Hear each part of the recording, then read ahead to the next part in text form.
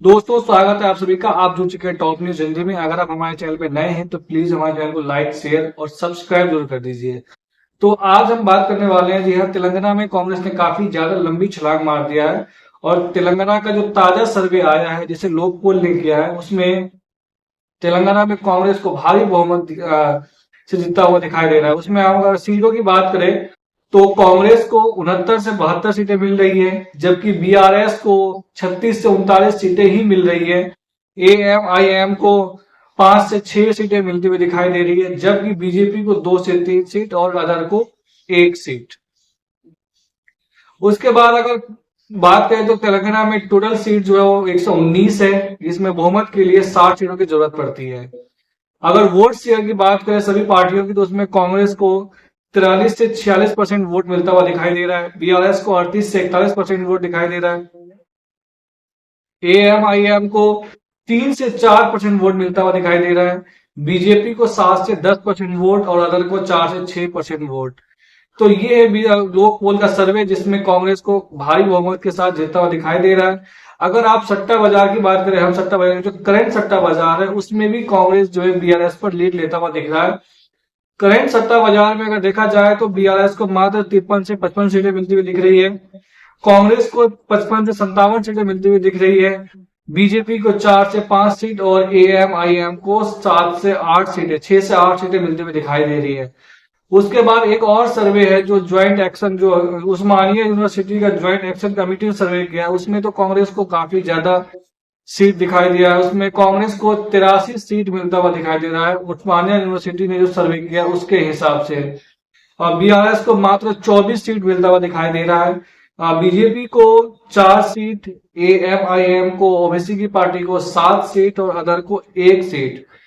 उसके बाद जो बीआरएस का इंटेलिजेंस रिपोर्ट कहता है, आपने कुछ समय पहले देखा होगा न्यूज में कि केसीआर और प्रशांत किशोर की मुलाकात हुई थी। दरअसल इस मुलाकात में ये कहा गया था, केसीआर ने कहा था प्रशांत किशोर से कि आप हमारे लिए काम कीजिए लास्ट समय में, लेकिन प्रशांत किशोर ने उसे मना कर दिया कि लास्ट समय में काम नहीं कर सकते, ये बैकफायर हो सकता है, क्योंकि अब समय बहुत कम बचा है, लेट हो चुका है।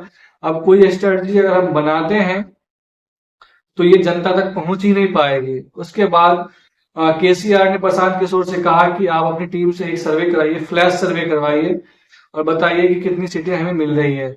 उस फ्लैश सर्वे में की रिपोर्ट में पाया कि जो बीआरएस है उसको मात्र 40 सीटें मिलने जा रही है, 40 से ज्यादा वो क्रॉस नहीं कर सकता है।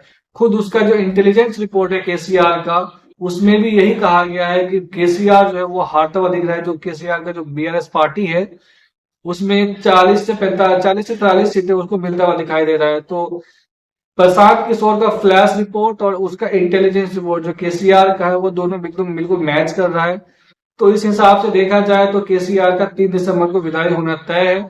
अब अगर यहाँ पर जीत का एक ही तरीका हो सकता है कि अगर बीजेपी जाके दमदार प्रचार करे, वहां का जो स्टार प्रचारक है बीजेपी का, नरेंद्र मोदी, अमित शाह, राजनाथ सिंह, जेपी नड्डा, अगर वहां जाके कैंप करे, हिंदू मुस्लिम वोटों का ध्रुवीकरण करे, अगर कांग्रेस का वोट अगर काट ले, तभी शायद वो जी उस पर संभव हो सकता है, जितना संभव हो सकता है बीआरएस का। अदरवाइज कोई संभावना दिख नहीं रही है।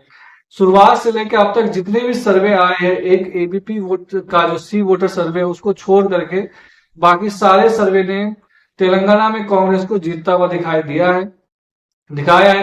एक जगह और था जहां पर कांग्रेस पिछड़ता हुआ दिख रहा था, वो था सट्टा बाजार। लेकिन अब सट्टा बाजार में भी दिन प्रतिदिन जो है वो कांग्रेस बीआरएस के ऊपर गेन करता हुआ दिखाई दे रहा है।